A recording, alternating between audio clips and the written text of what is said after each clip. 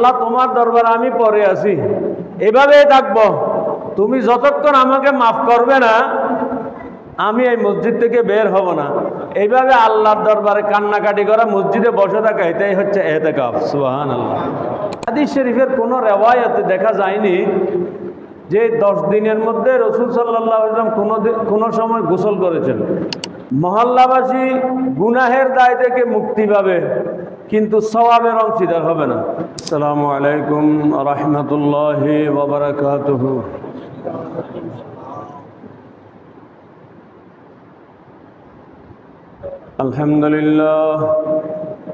আলহামদুলিল্লাহ হামদা শাকিরিন ওয়া উসাল্লি ওয়া উসাল্লিমু আলা হাবিবিহিল আমিন ওয়া আলা আলিহি আত-তাইয়্যিবিন আত-তাহিরিন ওয়া আসহাবিহি আজমাইন।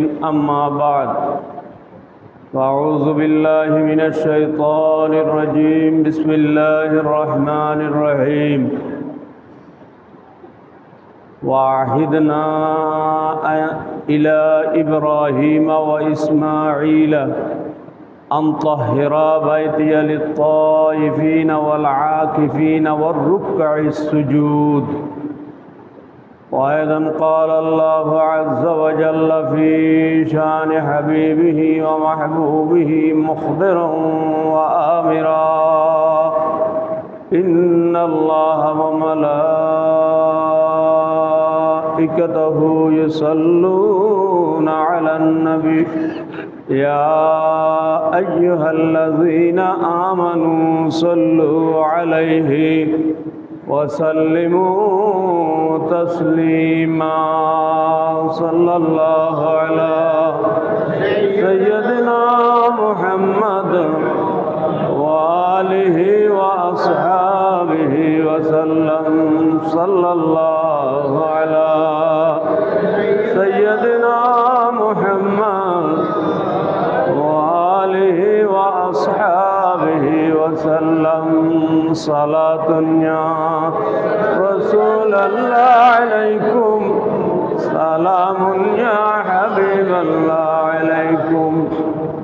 لنا شمس وللآفاق شمس وشمسي أفضل شمس السماء. صلاة يا رسول الله عليكم، سلام يا حبيب الله عليكم.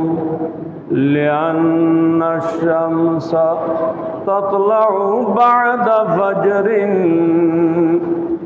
وشمسي تطلع بعد العشاء. صلاة يا رسول الله عليكم، سلام يا حبيب الله عليكم. زمهجوري مرامد جان عالم ترحم يا نبي الله ترحم.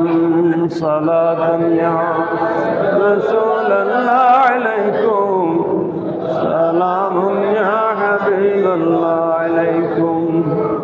أما بعد। উপস্থিত সম্মানিত মুসল্লিবৃন্দ, রহিমানি ওয়া রাহিমাকুমুল্লাহ। অত্যন্ত বরকতময় মাস মাহে রমজানুল মুবারকের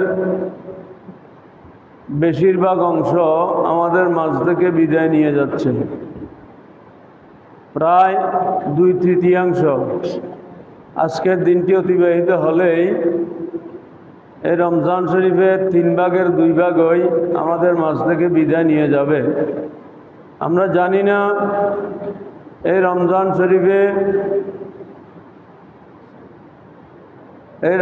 শরীফে আমরা আল্লাহর পক্ষ থেকে কতটুকু মাগফিরাত অর্জন করতে পেরেছি, আমরা কতটুকু ইবাদত বندگির মাধ্যমে আল্লাহ রসুলের সন্তুষ্টি অর্জন করতে পেরেছি আমরা জানি না। তবে আমরা কায়েম অনুবাক্য আল্লাহর কাছে এই রমজানের ওসিলায় আল্লাহর দরবারে আমরা গুনাহের মাগফিরাত চাই। আল্লাহ আমাদের গুনাহগুলি মাগফিরাত দান করুন, আমিন। যে ইবাদত যেগুলি করেছি, যতটুকু করেছি, রমজানের রোজা তো রেখেছি, তারাবির নামাজ পড়েছি, যতটুকু সম্ভব কোরআন তেলাওয়াত হয়েছে। আল্লাহ তাআলা এই সকল ইবাদত বন্দেগী কবুল করুন, আমিন। এই ইবাদত বন্দেগীর বিনিময়ে আল্লাহ তাআলা আমাদেরকে বহুগুণ বাড়িয়ে দান করুন, আমিন। রমজানের শেষ দশকে একটা বিশেষ ফজিলতপূর্ণ ইবাদত রয়েছে, সেটা হচ্ছে এতেকাফ। রমজানের শেষ 10 দিন এই এতেকাফ রাসূলুল্লাহ সাল্লাল্লাহু আলাইহি ওয়াসাল্লাম অত্যন্ত গুরুত্ব সহকারে পালন করতেন। সুবহানাল্লাহ। এত বেশি গুরুত্ব দিতেন, প্রতি বছরই অত্যন্ত আগ্রহ নিয়ে রমজানের শেষ দশকে এতেকাফ থাকতেন। কোনো এক বছর কোনো এক বিশেষ জরুরি কারণে এই রমজানের শেষ 10 দিন এতেকাফ থাকতে পারেননি রাসূল সাল্লাল্লাহু আলাইহি ওয়াসাল্লাম। এই জন্য পরবর্তী মাসে গিয়ে, শাওয়াল মাসে গিয়ে আবার ওই রমজানের 10 দিন এতেকাফ খাজা আদায় করেছেন। সুবহানাল্লাহ। তাহলে কেমন গুরুত্ব দিতেন। আরো একবার হয়েছিল এই ধরনের, এই রমজানে শেষ দশকে বিশেষ কারণে এতেকাফ থাকতে পারেন নাই। এজন্য পরবর্তী রমজানে গিয়ে রাসূল সাল্লাল্লাহু আলাইহি ওয়াসাল্লাম 20 দিন এতেকাফ করেছেন। সুবহানাল্লাহ। তাহলে হুজুর করিম সাল্লাল্লাহু আলাইহি ওয়াসাল্লাম এতেকাফকে এত বেশি গুরুত্ব দিতেন। এই জন্য এতেকাফ এটা সুন্নতে মুআক্কাদা। সুন্নতে মুআক্কাদা বলতে যে সুন্নতের অত্যন্ত তাগিদ দেওয়া হয়েছে রাসূল সাল্লাল্লাহু আলাইহি ওয়াসাল্লামের পক্ষ হতে, এবং সেটা অবশ্য পালনীয় সুন্নতে পরিণত হয়ে যায়। ইচ্ছাকৃতভাবে কোনো কারণ ছাড়া সুন্নতে মুআক্কাদা ত্যাগ করা গুনাহ। এতেকাফ সুন্নতে, এতেকাফ এটাও সুন্নতে মুআক্কাদা, তবে এটা প্রতিটি ব্যক্তির উপরে নয়। সুন্নতে মুআক্কাদা 10 দিন এতেকাফ থাকা, রমজানের শেষ 10 দিন, এটা ব্যক্তির উপরে সুন্নতে মুআক্কাদা নয়। যে মসজিদ এলাকায় যে মসজিদ থাকবে, মসজিদের মহল্লাভুক্ত যতটুকুলি ইমানদার মানুষ আছে, প্রত্যেকের উপরে সুন্নতে মুআক্কাদার দায় থাকে। কিন্তু মহল্লাবাসী সকলের পক্ষ হতে যে কোনো একজন যদি এই এতেকাফ থাকে, এই সুন্নতে মুআক্কাদার দায়িত্ব পালন করে, মহল্লাবাসী সকলের পক্ষ হতে দায়িত্ব মুক্ত হয়ে যায়। সুবহানাল্লাহ। এটাকে ফিকহের পরিভাষায় সুন্নতে মুআক্কাদা কিফায়া বলা হয়। অর্থাৎ মহল্লাবাসী সকলের উপরে সুন্নত, এটা সুন্নতে মুআক্কাদা। কিন্তু যে কোনো একজন ব্যক্তি যদি কি করে, এটা পালন করে, সকলে দায় মুক্ত হয়ে যাবে। আর কেউ একজনও যদি দায়িত্ব পালন না করে, এই সুন্নত পালন না করে, প্রত্যেকেই ব্যক্তিগতভাবে প্রত্যেকেই গুনাহগার হয়ে যাবে। নাউজুবিল্লাহ। এই জন্য কি করতে হবে, মহল্লাবাসীদের পক্ষ হতে কিছু ব্যক্তির দায়িত্ব নিয়ে মহল্লাবাসীর পক্ষ হতে এতেকাফ পালন করতেই হবে। এবং এই এতেকাফ পালন করা না হলে মহল্লাবাসী প্রত্যেকেই গুনাহগার হবে। আর এতেকাফ থাকলে যারা এতেকাফ থাকবে তারা সওয়াবের ভাগীদার হবে। মহল্লাবাসী গুনাহের দায় থেকে মুক্তি পাবে, কিন্তু সওয়াবের অংশীদার হবে না। সওয়াবের অংশীদার কারা হবে? যারা এতেকাফ থাকবে তারাই শুধু এতেকাফের সওয়াব লাভ করবে। সুবহানাল্লাহ। আর এতেকাফের সওয়াব কেমন? যেমন তেমন সওয়াব নয়। হাদিস শরীফে এসেছে, যে ব্যক্তি রমজানের শেষ 10 দিন আল্লাহকে রাজি করার জন্যই কোনো রিয়া ছাড়া, লৌকিকতা ছাড়া, মানুষকে দেখানোর উদ্দেশ্য নেই, একান্তই আল্লাহকে রাজি করার উদ্দেশ্য নিয়ে একনিষ্ঠভাবে যে ব্যক্তি রমজানের শেষ 10 দিন রোজা এতেকাফ করবে, সেই ব্যক্তির আমল নামায় 300 শহীদের সওয়াব দেওয়া হবে। সুবহানাল্লাহ। কেমন সওয়াব? 300 শহীদের সওয়াব। শাহাদাতের ফজিলত অন্য কোন সওয়াবের সাথে শাহাদাতের সওয়াবের তুলনা হয়। আরেক রিওয়ায়াতের মধ্যে এসেছে, রমজানের শেষ দশক যে ব্যক্তি আল্লাহকে রাজি করার জন্য মসজিদের মধ্যে এতেকাফ থাকবে, সেই এতেকাফকারী ব্যক্তিকে 2টি হজ এবং 2টি উমরার সওয়াব দেওয়া হবে। সুবহানাল্লাহ। যেন তেন সওয়াব নাকি? 2টি হজ 2টি উমরার সওয়াব। 10 দিন শুধু মসজিদে বসেই থাকলাম, এতটুকুতে এই সওয়াব পাওয়া গেল। এই সওয়াব কারা পাবে? যারা এতেকাফ থাকবে তারা পাবে। কিন্তু গুনাহের দায় থেকে মহল্লাবাসী সবাই মুক্তি পেয়ে যাবে।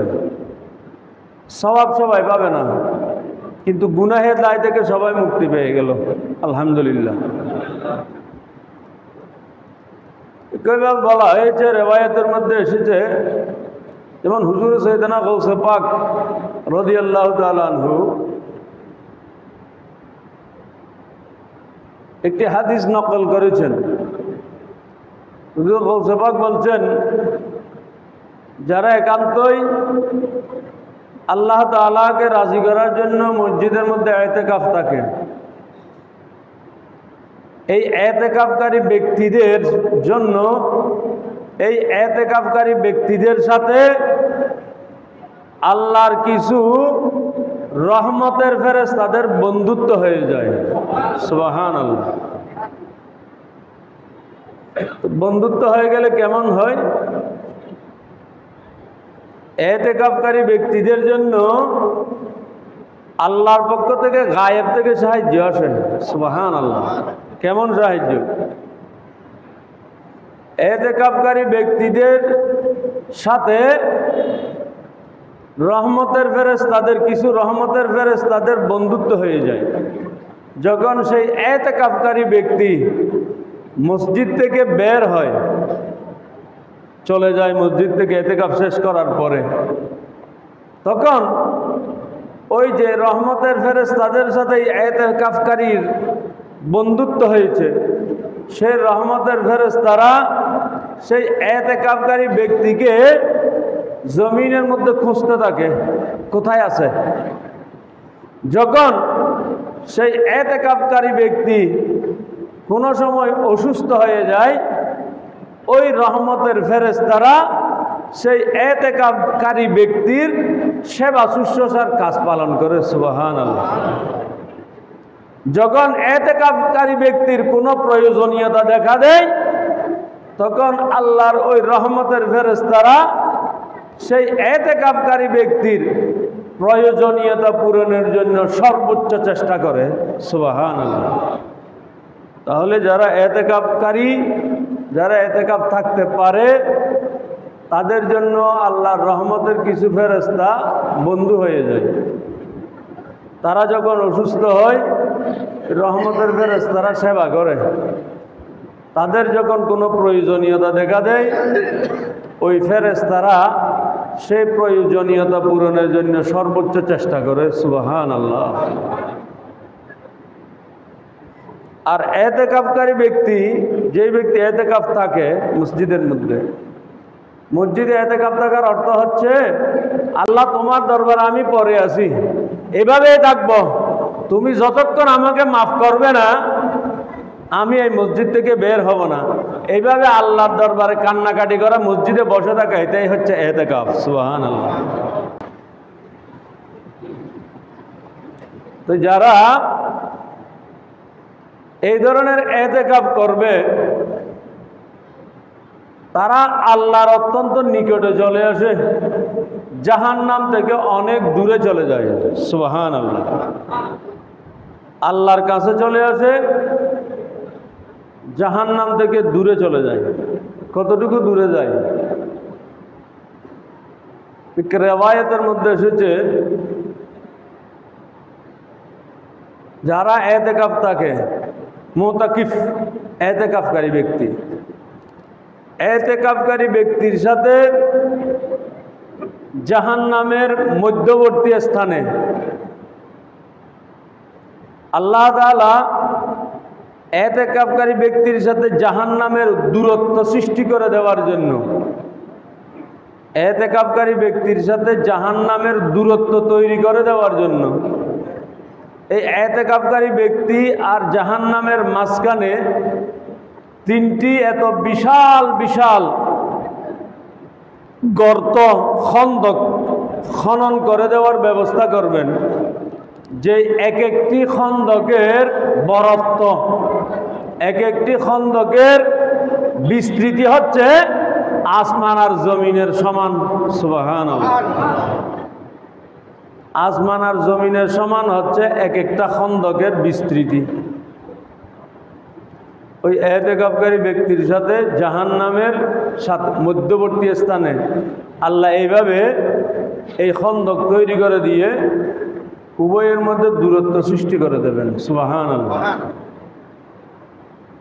এই জন্য এতেকাফ অত্যন্ত কি বরকতময় একটি ইবাদত। যাদের সম্ভব, দুনিয়াদারির খুব বেশি চিন্তা ভাবনা নাই, পরিবার পরিজনের দায়িত্ব খুব বেশি মাথা ব্যথা নাই, তারা কি করেন? মেহেরবানি করে এতেকাফ থাকার চেষ্টা করেন। এতেকাফ থাকলে, এতেকাফ থাকার সহজ অর্থ হচ্ছে মসজিদে পড়ে থাকা। মসজিদ থেকে বের হওয়ার কোনো অনুমতি নেই, শুধুমাত্র বিশেষ প্রয়োজন। বিশেষ প্রয়োজন বলতে এগুলিও শরীয়তের নির্দিষ্ট প্রয়োজন। নিজে কিছু প্রয়োজন তৈরি করে নিলাম, এই প্রয়োজনে মসজিদ থেকে বের হওয়ার সুযোগ নেই। শরীয়তের কিছু প্রয়োজন আছে, শরীয়ী দৃষ্টিতে শরীয়ত এগুলিকে প্রয়োজন বলে নির্ধারণ করেছে। সেগুলি হচ্ছে কি, যেই কারণে মসজিদ থেকে বের না হয়ে উপায়ই নেই, সেটা হচ্ছে মানুষের মানবিক যে কাজ, পায়খানা প্রস্রাব করতে হবে। তো পায়খানা প্রস্রাব করার তো মসজিদ থেকে বের না হয়ে বিকল্প কোনো ব্যবস্থা নাই, সেই জন্য মসজিদ থেকে বের হওয়ার অনুমতি আছে। তো পায়খানা প্রস্রাব করলে আবার মসজিদে ঢোকার জন্য, ইবাদত বন্দেগীর জন্য কি করতে হবে? উযু করতে হবে। উযু করার জন্য বের হওয়ার অনুমতি আছে। সহজভাবে এতটুকু বুঝুন, এতেকাফকারী ব্যক্তি পায়খানা প্রস্রাব করার জন্য এবং উযু করার জন্য মসজিদ থেকে বের হওয়ার অনুমতি আছে। এর বাইরে অন্য কোনো কাজে মসজিদ থেকে বের হওয়ার অনুমতি নাই। এখন যদি বলে গোসল, গোসলের ব্যাপারেও হাদিস শরীফে এসেছে, রাসূল সাল্লাল্লাহু আলাইহি ওয়াসাল্লাম তো প্রায় প্রতি বছর রমজানের শেষ 10 দিন এতেকাফ থাকতেন। কিন্তু হাদিস শরীফের কোনো রেওয়ায়াতে দেখা যায়নি যে 10 দিনের মধ্যে রাসূল সাল্লাল্লাহু আলাইহি ওয়াসাল্লাম কোনো সময় গোসল করেছেন। কারণ 10 দিনের মধ্যে জুমার দিনে এসেছে, তো জুমার দিন তো গোসল করা সুন্নতে মুআক্কাদা, কিন্তু জুমার দিনও যে রাসূল সাল্লাল্লাহু আলাইহি ওয়াসাল্লাম গোসল করেছেন এই ধরনের কোনো বর্ণনা পাওয়া যায় নাই। এই কারণে একদল ফকি বলেছেন যেহেতু এতেকাফ 10 দিনের মধ্যে রসুল সাল্লাল্লাহু আলাইহি ওয়াসাল্লাম গোসল করেছেন মর্মে কোনো রেওয়ায়াত পাওয়া যায় না, এই জন্য এতেকাফকারী গোসলের জন্য বের হতে পারবে না। এটা হচ্ছে একদল ফকিগণের মত। কিন্তু আরেক দল ফকির মত হচ্ছে যদিও বা রসুল সাল্লাল্লাহু আলাইহি ওয়াসাল্লামের পক্ষ হতে এই ধরনের কোনো বর্ণনা পাওয়া যায়নি, কিন্তু মানুষ যদি 10 দিন পর্যন্ত গোসলবিহীন থাকে তাহলে সেই মানুষ অসুস্থ হয়ে যেতে পারে, মাথা ঘুরা শুরু হতে পারে, অস্বস্তি লাগতে পারে। এই সকল কারণে সে ইবাদত বন্দেগী ঠিক মতো করতে পারবে না, নামাজ পড়তে পারবে না, কোরআন তেলাওয়াত করতে পারবে না। এই জন্য তো গোসল না করলে তার শারীরিক সমস্যার সৃষ্টি হবে। এই কারণে গোসল করাটা তার প্রয়োজনে পরিণত হয়েছে। এই জন্য এই কারণে গোসল করার জন্য বের হওয়ার অনুমতি আছে। তবে কাজ হবে শুধু এতটুকু, অজু করার জন্য বের হবে, এই অজু করার জন্য বের হয়ে গোসল করে মসজিদে চলে আসবে।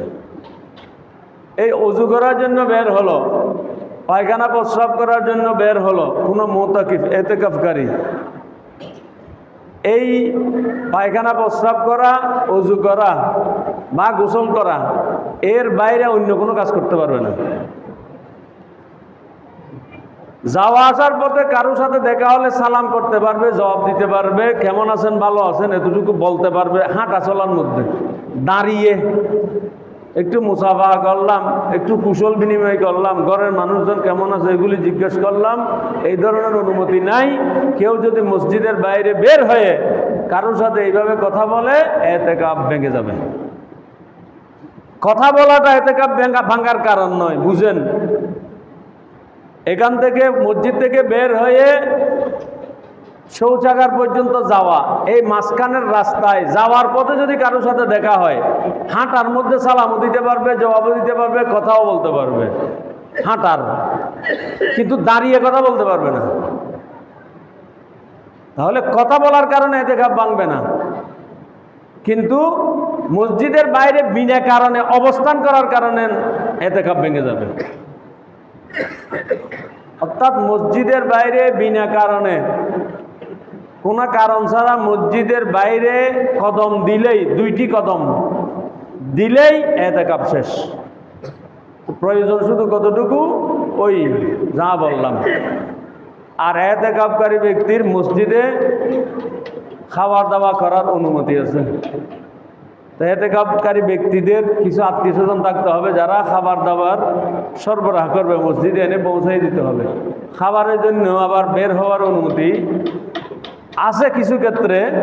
যেই সমস্ত এতেকাফকারীর কোনো আত্মীয় স্বজন নাই, ছেলে নাই উপযুক্ত যারা খাবার পৌঁছিয়ে দেবে, সরবরাহ করবে, এই ধরনের ব্যক্তিদের জন্য শুধু এতটুকু অনুমতি আছে, যেখান থেকে খাবার আনতে হয় শুধু ততটুকু যাওয়ার, খাবার নিয়ে আবার সোজা মসজিদে চলে আসার। ওখানে বসে খাবার অনুমতি নেই, শুধু ওখানে গিয়ে খাবারটা নিয়ে সাথে সাথে মসজিদে চলে আসবে, মসজিদে বসে খাবার গ্রহণ করবে, এতটুকু অনুমতি আছে। এই জন্য এটা হচ্ছে নিরাপদ, হচ্ছে যাদের আত্মীয় স্বজন ছেলে আছে, ভাতিজা আছে, বা এই ধরনের কেউ যোগান দেওয়ার মতো মানুষ আছে, তারা এতেকাফকারীদের খাবার মসজিদে সরবরাহ করার ব্যবস্থা করবে। এতেকাফকারীরা মসজিদে বসে কি করবে, খাবার গ্রহণ করবে। এতেকাফকারী কোনো জানাজার নামাজের জন্য বের হতে পারবে না। জানাজার নামাজ, মনে করেন আমাদের জুনিবাবের মসজিদে কেউ এতেকাফ থাকলো, এই মাঠে জানাজার নামাজ হচ্ছে, এই মাঠে যে জানাজার নামাজ হবে সেই জানাজার নামাজেও এই মসজিদ থেকে কেউ বের হয়ে জানাজার নামাজে শরিক হতে পারবে না। যদি শরিক হয় এতেকাফ শেষ। তাহলে যেখানে এতটুকুতে বের হওয়ার অনুমতি নেই, সেখানে এর চেয়ে দূরে কোথাও যদি জানাজা হয় সেখানে তো যাওয়ার প্রশ্নই নেই। তাহলে এখন ওই ব্যক্তি কি জানাজা থেকে মাহরুম হয়ে গেল, সওয়াব থেকে? না। তাও হাদিস শরীফের এক রিওয়ায়াতের মধ্যে এসেছে যে সমস্ত এতেকাফকারী ব্যক্তি এতেকাফ না থাকা অবস্থায় যেই নেক আমলগুলি স্বাভাবিকভাবে করে, মনে করেন এখন এতেকাফ নাই, এতেকাফ ছাড়া সময়ে তার আত্মীয় স্বজন পাড়া প্রতিবেশীর কেউ অসুস্থ হলো, সে ওই প্রতিবেশীকে দেখতে গেল, এটা তার অভ্যাস। যে কোনো একটা জানাজায় শরীক হলো, কোনো একজন মানুষকে সহযোগিতা করলো, কারো দুঃখ দুর্দশা মুছিয়ে দেওয়ার ব্যাপারে কাজ করলো, এগুলি হচ্ছে তার স্বভাবজাত কাজ। তো যে সমস্ত এতেকাফকারী ব্যক্তিরা এতেকাফ না থাকা অবস্থায় যেই ধরনের স্বভাবজাত স্বভাবের কাজগুলি করে থাকে, তারা যখন এতেকাফ থাকে সেই সময়ে যদি সেই স্বভাবের কাজগুলি করতে নাও পারে, তাদের আমল নামার মধ্যে সেই ধরনের কাজগুলির স্বভাব আল্লাহ তাআলা আমল নামার মধ্যে দিতেই থাকেন। সুবহানাল্লাহ। তো এই ব্যক্তি যদি জানাজার নামাজের জন্য বের হতেও না পারে, জানাজার নামাজ পড়তেও না পারে, তার আমল নামায় ইনশাআল্লাহ জানাজার নামাজের স্বভাব পেয়ে যাবে। সুবহানাল্লাহ। যাই হোক, রমজান তো চলেই যাচ্ছে, নিয়ামতপূর্ণ এই মাসটি। তো যারা সম্ভব আমাদের সকলের পক্ষ হতে কি করবেন? এতেকাফ করবেন। আর যেহেতু আমাদের সকলের পক্ষ থেকে তারা এতেকাফ করবে, আমাদেরকে একটা বড় দায় থেকে মুক্তি দেবেন। তো তাদের জন্য আমাদের কিছু দায়িত্ব তো আছে, কারণ আমাদেরকে একটা বড় দায় থেকে মুক্তি দিয়ে দিচ্ছেন। তা আমরা তাদের জন্য কি করতে পারবো? শুধু দোয়া করতে পারবো, আল্লাহ তুমি এতেকাফকারীদের এতেকাফ কবুল করো, আমিন। এই এতেকাফের বিনিময়ে তাদেরকে ওই হাদিস শরীফে যে পুরস্কারের কথা রয়েছে, 2টি হজ 2টি উমরা, আল্লাহ তুমি তাদেরকে এই ধরনের উত্তম জাযা দান করো, আমিন।